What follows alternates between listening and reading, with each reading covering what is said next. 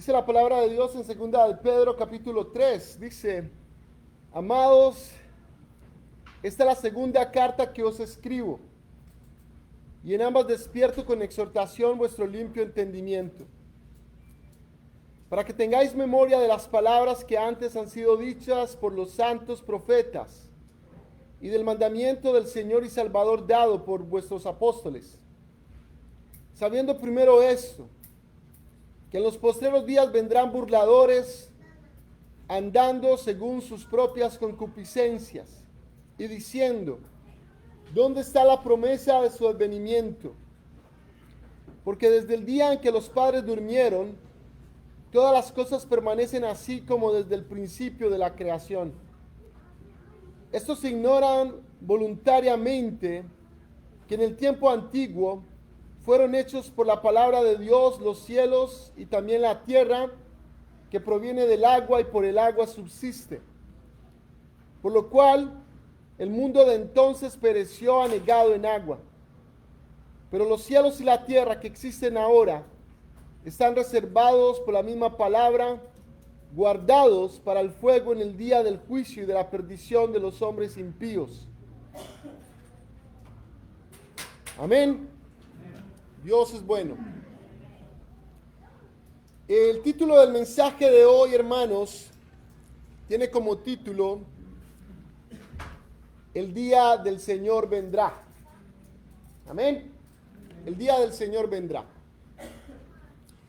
Cuando nosotros miramos en las Escrituras,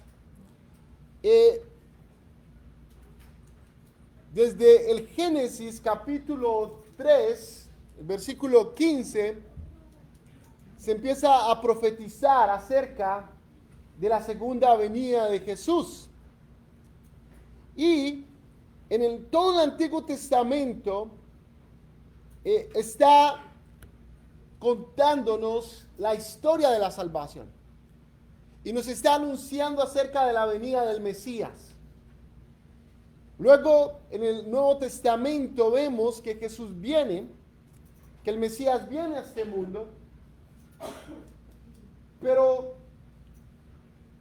cuando miramos las profecías en el Antiguo Testamento acerca de la venida de Jesús, entonces empezamos a entender que muchas de esas profecías en el Antiguo Testamento hablaban de una primera y de una segunda venida de Jesús. Y son más las profecías acerca de la segunda venida de Cristo que acerca de la primera venida de Cristo. Y nosotros sabemos en nuestro corazón que Dios es fiel a su palabra, que Dios cumple sus promesas. El mundo que es duro de corazón, el mundo que está en la oscuridad de las tinieblas, que está alejado de Dios, que no quiere creer, que no quiere abrir su corazón a la palabra de Dios, se burla de las Escrituras, se burla de la palabra de Dios y niega que haya un Dios, y por lo tanto también niega que ha de haber una segunda venida del Mesías. Entonces,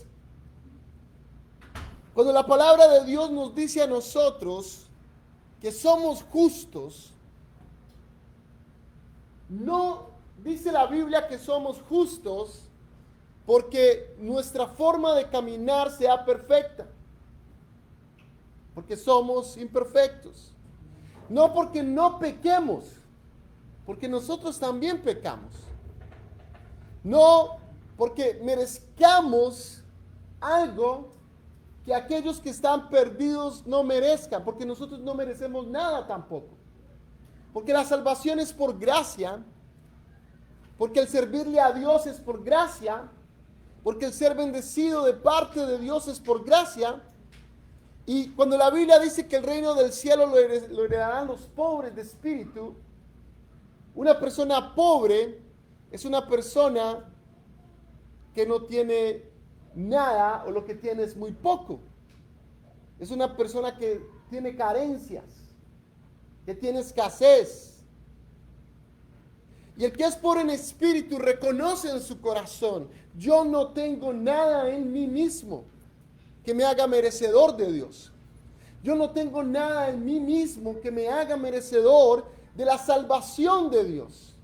Yo no tengo nada en mí mismo que me haga merecedor de servirle a Dios, de predicar su palabra, de ser parte del ministerio de alabanza, de ser parte de las maestras de escuela dominical. Yo no tengo nada en mí mismo que me haga merecedor de que Dios me hable a través de su palabra, de que Dios bendiga a mi familia, de que Dios escuche mis oraciones. El pobre de espíritu entiende que está necesitado de Dios, porque el que no es pobre de espíritu cree que tiene méritos religiosos para salvarse. Es que yo no mato a nadie, es que yo no robo, es que yo hago esto, es que yo hago buenas obras, yo le ayudo a los demás, y hay una autosuficiencia espiritual, una riqueza espiritual que le aleja de Dios. Pero la Biblia dice que nosotros somos justos por nuestra fe. Es lo que la palabra de Dios enseña. No somos justos en nosotros mismos, en nuestra naturaleza, porque nosotros tenemos una naturaleza adánica, una naturaleza pecaminosa. Todavía pecamos, todavía nos enojamos fácilmente, todavía perdemos la paciencia y decimos cosas que no queremos decir, hacemos cosas que no queremos hacer, a veces tenemos sentimientos que no queremos tener, a veces hay insatisfacción en nuestra vida con lo que tenemos, con lo que somos. Somos injustos por naturaleza, pero la Biblia dice que Dios nos ve justos, que somos justos delante de Dios, y la Biblia dice que somos justos porque hemos creído. La fe nos hace justos. Creemos que Jesús murió en la cruz. No le vimos morir en la cruz. No le vimos nacer en el pesebre. No le vimos caminar sobre las aguas. Pero nosotros creemos en nuestro corazón que Jesús nació en ese pesebre, que Jesús hizo esos milagros y que Jesús murió en la cruz por nuestros pecados. Y eso nos hace justos. Porque no estamos diciendo que es una religión o nosotros mismos los que nos salvan o nos hace agradable delante de Dios. Y su segunda venida, el hecho de que nosotros creamos en su segunda venida, nos hace justos delante de Dios. Y el mundo realmente no está perdido por sus pecados. Porque el mundo tiene redención de pecados a través de la fe en Jesucristo. El mundo realmente no está perdido. Un hombre realmente no está perdido porque sea un hombre muy malo, muy pecador, porque haya cometido muchos errores en el pasado. Una persona no se pierde por su idolatría, por su maldad. Lo que realmente hace que una persona se pierda es que no quiere aceptar la salvación en Cristo Jesús. Es su falta de fe en Jesús. Es su falta de fe en la palabra de Dios lo que al final ha de condenarle. Porque todos, hermanos, dice la Biblia, estamos bajo la condenación eterna a causa de nuestros pecados. Y la Biblia dice, como está escrito para el hombre, que muera una sola vez y después de esto el juicio. Pero la Biblia enseña también que la salvación es gratis, es un regalo a través de la fe en Jesucristo.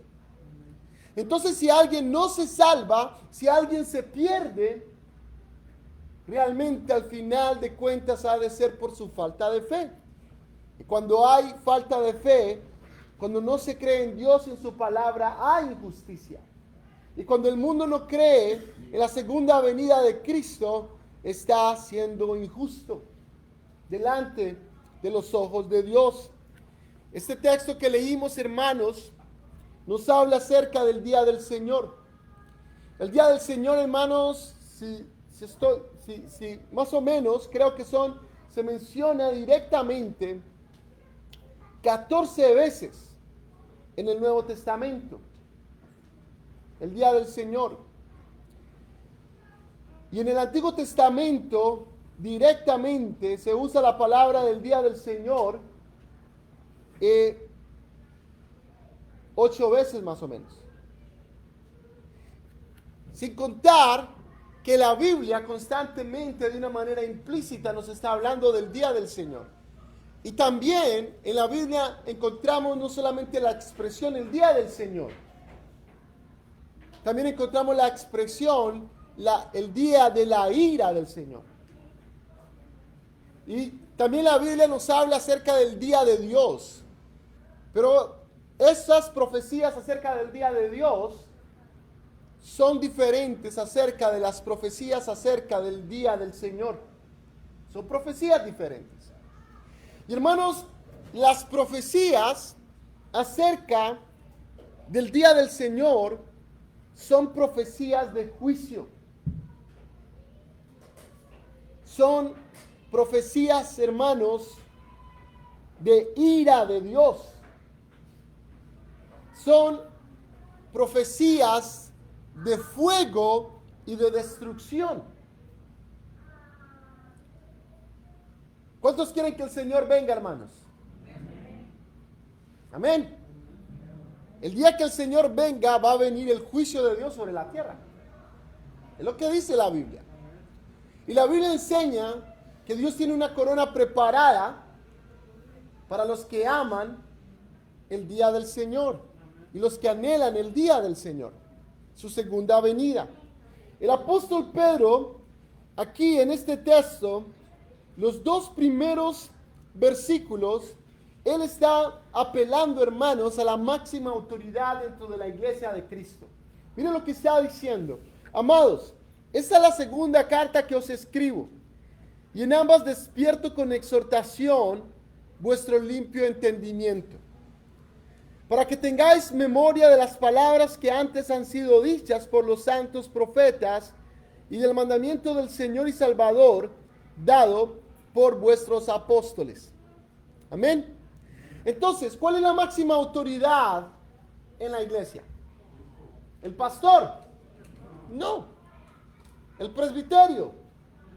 No. ¿Los líderes? No. La máxima autoridad dentro de la iglesia es la palabra de Dios. La palabra de Dios tiene que estar por encima de cualquier organización, denominación cristiana, por encima de cualquier líder de la iglesia de Cristo. Cuando encontramos líderes que se ponen al mismo nivel de la palabra o inclusive se dan más autoridad que la palabra, la Biblia nos dice que tenemos que alejarnos de ellos. Hermanos, hay iglesias cristianas donde pastores y pastoras hacen lo siguiente: manipulan al pueblo de Dios y lo hacen sentir culpable. Es que usted le tiene que ser fiel al siervo de la casa. Es que usted se tiene que someter al pastor o a la pastora. Es que usted tiene que ser escudero del siervo de Dios, porque si no, entonces Dios le va a castigar, Dios le va a reprender. Usted está traicionando a Dios, está pecando contra la autoridad de Dios. Y después esos líderes, después esos pastores, esas pastoras, esos profetas, qué sé yo, esos apóstoles, se empiezan a dar licencias y empiezan a enseñar cosas que nada tienen que ver con la palabra de Dios, y empiezan a manipular a la gente, y la gente no se va de sus lugares por miedo a pecar en contra de Dios. Cuando la Biblia realmente dice que están pecando por permanecer en lugares donde no se está enseñando la sana doctrina de la palabra. Y hay personas que cambian y traicionan la palabra de Dios porque prefieren estar en una congregación donde tengo una posición, donde tengo un reconocimiento, donde tengo una comunidad, pero yo sé que las cosas están mal ahí. Cuando la Biblia a veces nos dice que lugares donde no hay una sana doctrina, nos tenemos que alejar de esos lugares. No buscar una iglesia perfecta, porque eso no existe. El día que yo vaya a una iglesia perfecta va a ser imperfecta, pero ir a un lugar donde se predique la sana doctrina de Dios. Amén. Y donde la palabra de Dios esté por encima de todo. Y aquí el apóstol está apelando a la máxima autoridad de la iglesia, está apelando a las escrituras, porque está diciendo, esta es la segunda carta que os escribo.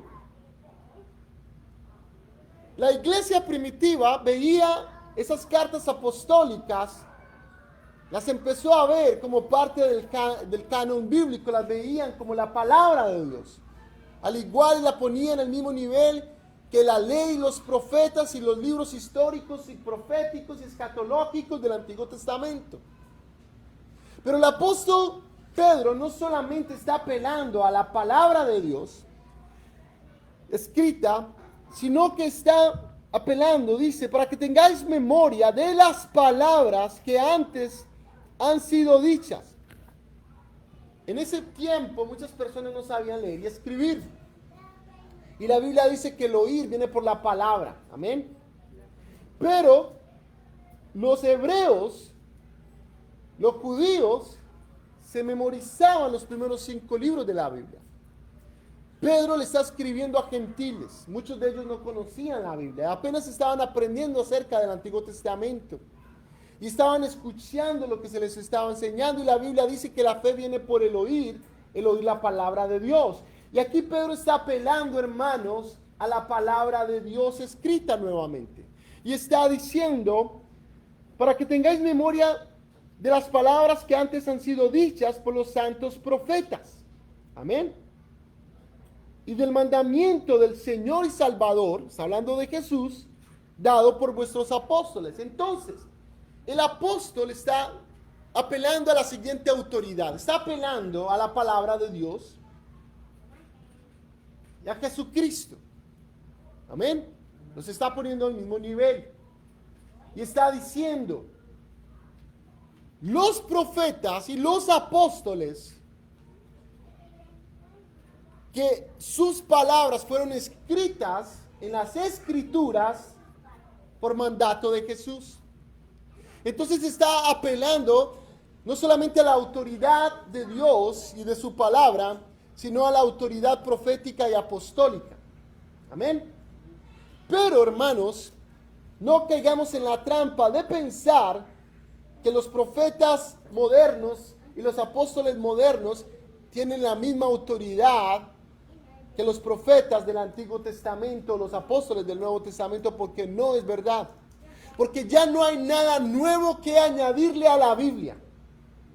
Ya no hay nada nuevo que añadirle a la Biblia. La Biblia dice que si le añadimos una letra a las escrituras, una coma, una jota, una tilde, se han añadido los juicios de Dios a nuestra vida. Y si le quitamos una letra a la palabra de Dios, se nos será quitado el reino de los cielos. Entonces, cuando vienen esos profetas y esos apóstoles, que a veces vienen con unas barbaridades, hermanos, que dicen es que yo soñé, es que el Señor me habló, y lo que ellos dicen no está fundamentado en la palabra de Dios escrita, entonces es una falsa enseñanza, una falsa profecía, y hermanos, están cayendo en herejía. Entonces tenemos que cuidarnos de eso, porque cuando la Biblia está hablando de los apóstoles y de los profetas, está hablando de los profetas del Antiguo Testamento y de los apóstoles del Nuevo Testamento, no apóstoles que surgieran en el futuro. Porque inclusive la palabra aquí está, hermanos, usando el presente perfecto del pretérito que se usa para hablar del pasado. Dice, han sido dichas. Han sido dichas. No está diciendo, van a ser dichas por los profetas. No está diciendo eso. No está usando el futuro inmediato o el futuro lejano. Serán dichas. No. Han sido dichas. Fueron dichas en el pasado. Entonces, ya no hay nada nuevo que añadirle a la Biblia, hermanos. A la Biblia no hay que añadirle nada. Lo único que hay que añadirle a la Biblia, hermanos, es su nombre. Para que si se pierde, sepan que la Biblia es suya. Pero a la Biblia no hay que añadirle nada, hermanos. Y La Biblia, miren hermanos, en la historia de la iglesia,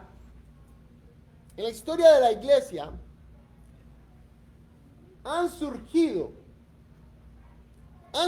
hermanos, más profetas y apóstoles, entre comillas, en los últimos 20 años que en los últimos 2000 años.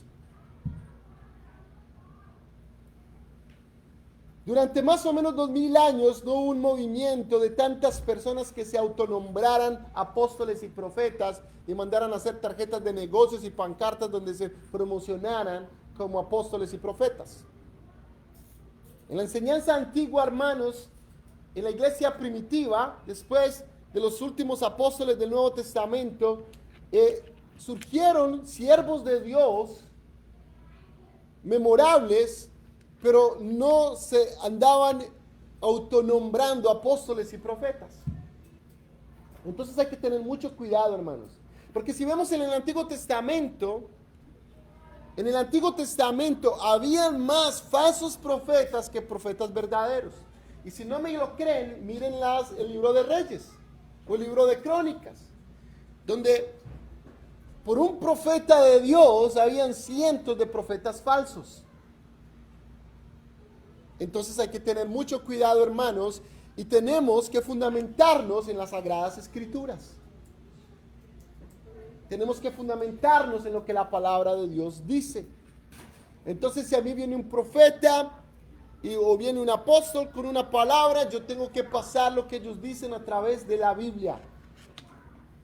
Si la Biblia respalda sus palabras, si la Biblia respalda sus enseñanzas, o si solamente está usando un texto para hacer un pretexto. Si está usando un versículo de la Biblia para hacer una doctrina falsa o errónea. Por eso yo tengo que leer la Biblia y tengo que ser estudioso de la palabra de Dios, para que cuando yo venga a la iglesia y a mí se me predique la palabra de Dios, yo entonces sepa si lo que se me está enseñando es verdadero o falso. Amén. Ustedes tienen la responsabilidad de leer y escudriñar las Escrituras, hermanos, para que cuando alguien se las predique, ustedes examinen si lo que se enseña es cierto o no. Hermanos, el apóstol Pablo apela a las Sagradas Escrituras, a la autoridad de Cristo, de los apóstoles y los profetas, porque lo que Pedro va a decir más adelante, hermanos, es algo muy denso, algo muy pesado, algo muy fuerte, algo muy difícil de asimilar. No es una palabra donde dice Dios te ama, Dios te quiere prosperar y estos son los 7 pasos para hacerse rico. O estos son los 7 pasos para ser exitoso en la vida. No. Aquí Pedro nos va a decir algo, hermanos, que si nosotros permitimos que el Espíritu Santo hable en nuestra vida y nos deje asimilar en nuestro espíritu qué es lo que nos está diciendo este texto, hermanos, nosotros no podemos concebir la vida de la misma manera. Nuestro caminar en esta vida ha de cambiar, las perspectivas en la vida han de cambiar después, hermanos, de que leamos este texto. Dice la Biblia en el versículo 3, sabiendo primero esto, que en los postreros días, ¿qué es postreros, hermanos? ¿Qué es postreros? Postreros, hermanos, son los últimos días, amén. Dice, sabiendo esto, que en los postreros días. La palabra, hermanos, postreros, en el griego, se refiere, hermanos, etapa final.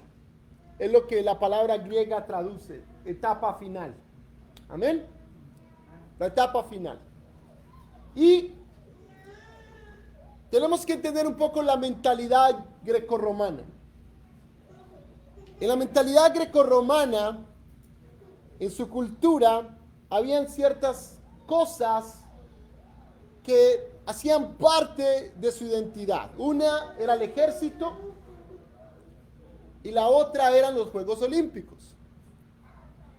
¿Ok? Los Juegos Olímpicos vienen desde hace mucho tiempo. Por eso el apóstol Pablo y el apóstol Pedro, cuando escriben las epístolas que fueron escritas en griego a un mundo que estaba dominado por el imperio romano a nivel económico, político y militar, y que estaba bajo la influencia cultural de Grecia, entonces Pedro y Pablo cuando escriben, y Juan, cuando escriben las epístolas, usan mucho términos que se refieren al ejército romano o a las olimpiadas. ¿Ok? Ellos usan muchos términos, por ejemplo, la armadura de Dios, por ejemplo. Que él hace un contraste de algo espiritual, pero para que entendamos lo espiritual, él usa cosas materiales que eran conocidas por los gentiles que estaban bajo el imperio grecorromano. Y aquí la palabra postreros se refiere a la etapa final.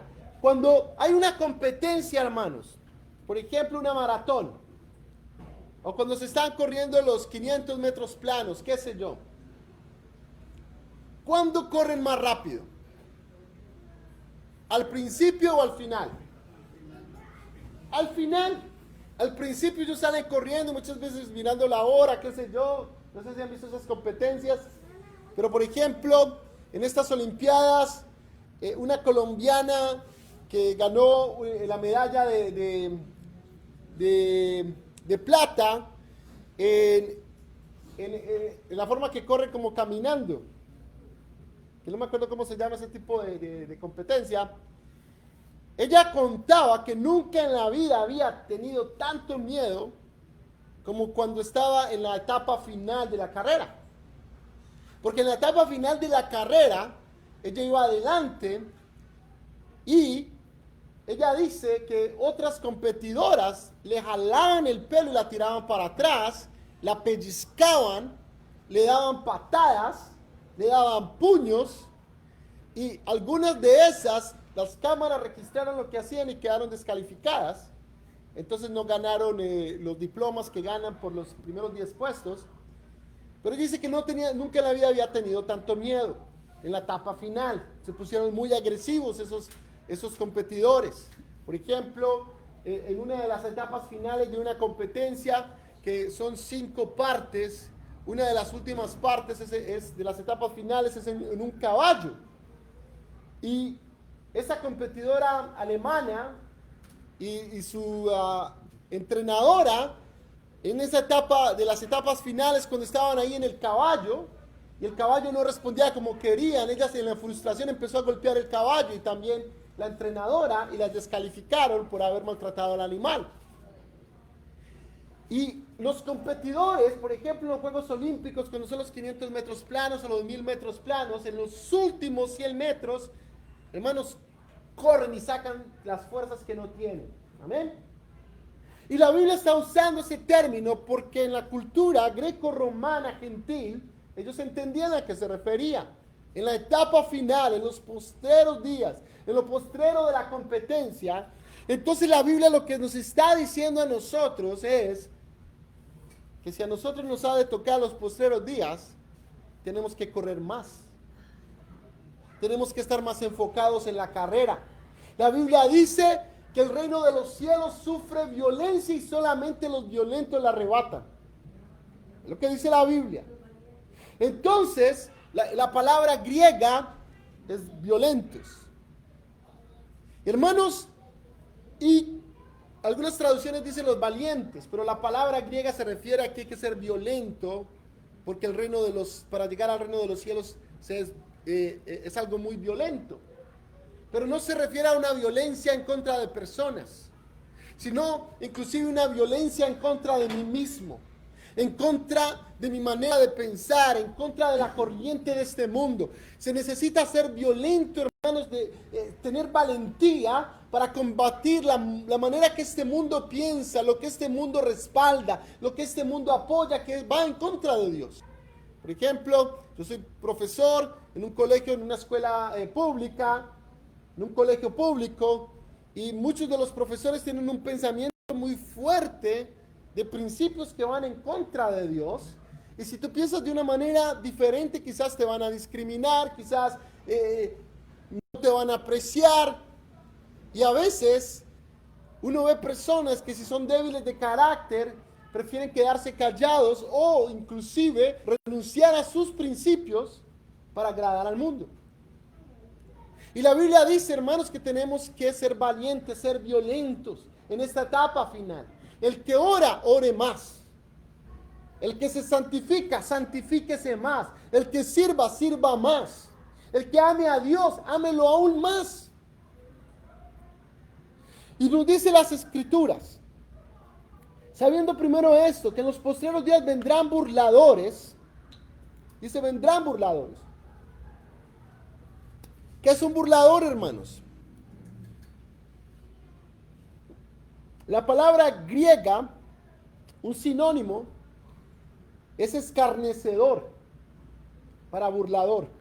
¿Qué se refiere a escarnecedor? Una persona, hermanos, que es sarcástica, irónica, que le gusta burlarse de ti, pero de una manera consistente, persistente, y quiere inclusive destruir tu moral, quiere debilitar tu fe, quiere no solamente burlarse, porque por ejemplo, hermanos, yo recuerdo una vez yo tenía un jefe, estaba trabajando en un restaurante, y mi jefe estaba pasadito de kilos, más que yo, y él venía con 2 jarrones de agua, hermanos, y se resbala, hermanos. Y se fue al suelo, hermanos, y se cayó enfrente mío. ¿Cuál fue mi reacción, hermanos?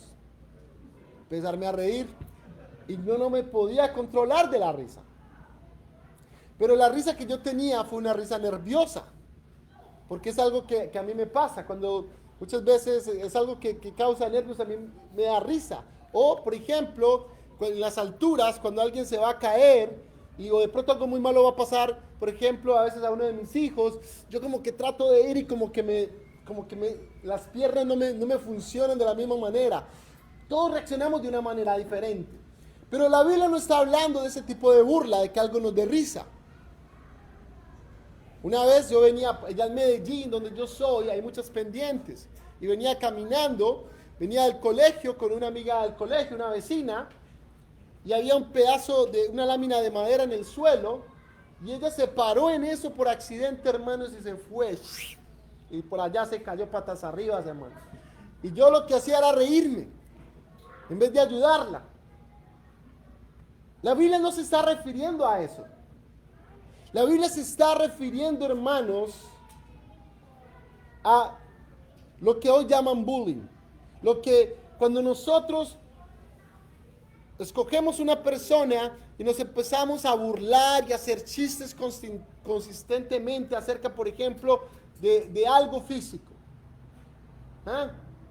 Uy, esa nariz tan grande, donde estornude se mete una puñalada.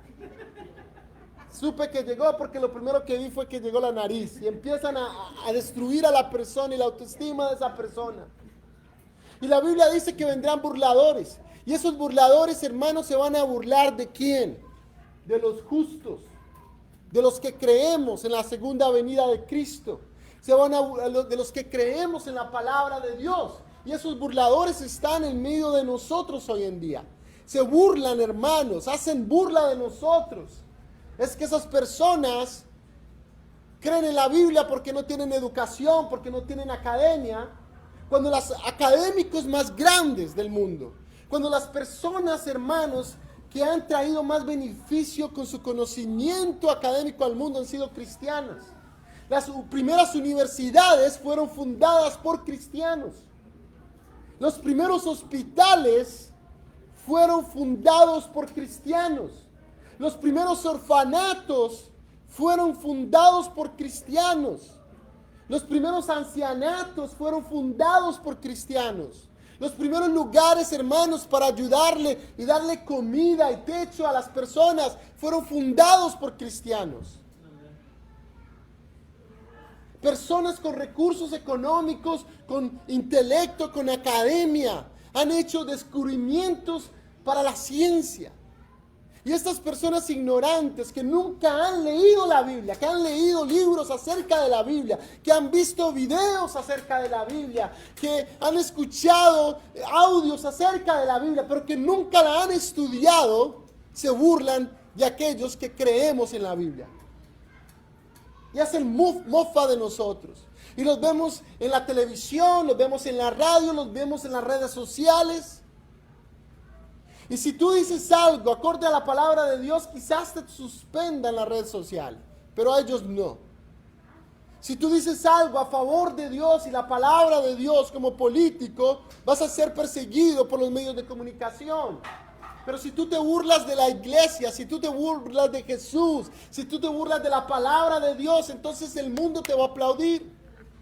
Porque Satanás sabe que no puede destruir la Biblia, porque por siglos trató de destruirla. Quemaban Biblias, pero más se imprimían. Y es el libro más impreso y más vendido en el mundo. Trataron de destruir a Jesús, pero resucitó de entre los muertos. Entonces lo que Satanás hace en los postreros días, ya que no puedo destruir la palabra de Dios, ya que no puedo destruir a Cristo, ya que no puedo destruir a su iglesia, entonces destruyamos la moral de la iglesia, entonces destruyamos la reputación de la iglesia. Destruyamos la reputación de Jesús y su palabra. Y eso es lo que hacen los burladores en los últimos días. Y la Biblia dice, hermanos, que en los postreros días vendrán burladores, andando según sus propias concupiscencias. La palabra concupiscencia se refiere a deseos malignos. Hermanos, en los últimos días, tú tienes que, en la última etapa, tú tienes que correr con violencia, tú tienes que correr con empeño como un atleta, porque van a haber burladores diciendo no se puede, es imposible, tu fe es inútil, tu fe no sirve para nada, la oración sirve para nada. Artículos de periódico donde dicen que Dios está muerto, que la oración es una pérdida de tiempo. Burladores, hermanos. Burladores. Y la palabra de Dios continúa diciendo, burladores andando según sus propias concupiscencias, según sus propios deseos malignos, diciendo, ¿dónde está la promesa de su advenimiento? Porque desde el día en que los padres durmieron, todas las cosas permanecen así como desde el principio de la creación. Estos ignoran voluntariamente que en el tiempo antiguo fueron hechos por la palabra de Dios los cielos y también la tierra que proviene del agua y por el agua subsiste. Hermanos, Jesús dijo que iba a volver. El argumento del mundo es, ¿por qué no ha venido? No va a venir. No ha venido todavía. Ese es el argumento del mundo. En estos últimos tiempos ha surgido un movimiento que se llama la teología de la liberación. La teología de la liberación tiene ciertas subdivisiones que tienen cosas buenas, pero en su esencia son malas y van en contra de la palabra de Dios. Por ejemplo, la teología de la liberación, en su idea más pura, siempre está defendiendo, hermanos, las causas sociales, de que haya más oportunidades para las personas pobres, de que las personas tengan más oportunidades en la sociedad para educarse, para enriquecerse. Y esas cosas Dios nos enseña, hermanos, que parte de amar al prójimo es que si viviésemos en un mundo donde se amase al prójimo como a sí mismo, si viviésemos conforme a los designios que Dios estableció para la iglesia, no habría injusticia social. Y Dios no quiere injusticia social. Dios, a través de sus profetas, critica la injusticia social. Pero la teología de la liberación usa esos textos bíblicos para ir a extremos, por ejemplo, de que cualquier tipo de lucha está bien, inclusive, hermanos, matar gente y hacer terrorismo, por ejemplo. Y por ejemplo, la Biblia está en contra del racismo. Y una de las divisiones es lo que se llama en teología las teologías negras, de que las personas de raza negra han sido esclavizadas por siglos. Y la Biblia está en contra del esclavismo y la Biblia está en contra del racismo. Pero el problema, hermanos, es que, por ejemplo, a través de esas teologías no se estudia la Biblia, sino que se agarran textos de la Biblia para defender cosas que Dios defiende, pero también para defender cosas que van en contra de Dios. Entonces te venden la mentira envuelta en papel de regalo de verdad. Y te dicen, no, es que Dios es bueno, es que Dios es justo, Dios no quiere racismo, por eso yo creo en esto, por eso yo lucho por esta causa. Es verdad. Dios no le gusta el racismo, Dios no le gusta el esclavismo, Dios no le gusta la injusticia social, Dios está en contra del machismo y el feminismo, Dios está en contra de esas cosas que la teología de la liberación nos enseña, pero no en la manera ni la interpretación que la teología de la liberación usa, porque en la teología de la liberación se termina diciendo que nosotros somos más buenos que Dios. Porque al final lo que dice es que si yo fuera Dios, no habría hambre en el África. Si yo fuera Dios, no habría injusticia social en Latinoamérica. Si yo fuera Dios, no habría muertes y enfermedades en el mundo ni pandemias. Y la teología de la liberación enseña que primero hay que cambiar la sociedad para cambiar al hombre. Cuando la Biblia dice que hay que cambiar primero a los individuos para cambiar la sociedad. Yo no tengo que esperar que otros cambien para yo cambiar. Yo tengo que cambiar primero y yo no puedo esperar que otras personas cambien para yo buscar agradar a Dios con mi vida. Y hermanos, para ir terminando esta primera parte del mensaje, la Biblia dice, hermanos, que todas esas interpretaciones que han venido surgiendo niegan que Jesús va a volver. Niegan que el día del Señor vendrá. Teologías basadas en la Biblia o teologías en contra de la palabra de Dios o el humanismo de este mundo, el secularismo de este mundo, hermanos, niegan que Jesús ha de volver, pero la Biblia dice que Él ha de volver. Aunque hayan burladores, aunque hayan personas que quieran desanimarnos, aunque hayan personas que quieran que nuestra fe flaquee, que quieran que nuestra fe se debilite, la palabra de Dios dice que Jesús va a volver. Y el Señor aquí usa algo que los científicos les tardó siglos para entender. Y aquí la palabra de Dios ya no la decía. Por ejemplo, por mucho tiempo la Iglesia Católica y la ciencia decía que la tierra era una mesa, que era plana. Pero la Biblia decía que la tierra era redonda. En varios textos de la Biblia habla de que la tierra es redonda. Por ejemplo, donde la Biblia dice que Jesús puso sus pies sobre el círculo de la tierra. O donde habla de que la llama del fuego que quema el círculo de la tierra. Y la Biblia habla de que la tierra es redonda. Y la Biblia nos enseña, por ejemplo, algo que en los 40s el ejército de Estados Unidos descubrió con sus científicos de cómo funcionan los vientos. Porque ellos querían manipular el clima para la guerra. Entonces estudiaron cómo funcionaban los vientos. Algo que se descubrió, hermanos, hace 80 años atrás. La Biblia ya decía cómo funcionaba. Y la Biblia que está diciendo, hermanos, dice, versículo 5, estos ignoran voluntariamente que en el tiempo antiguo fueron hechos por la palabra de Dios los cielos y también la tierra, que proviene del agua y por el agua subsiste.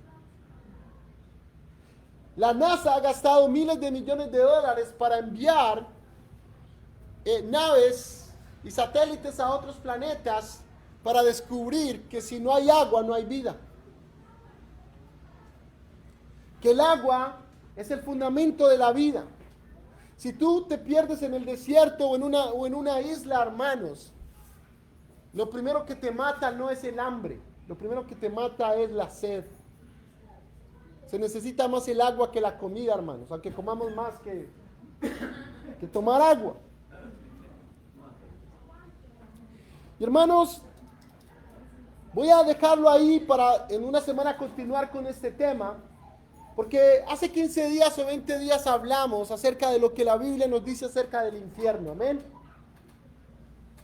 Y vamos a hablar qué es lo que dice la Biblia acerca del cielo más adelante.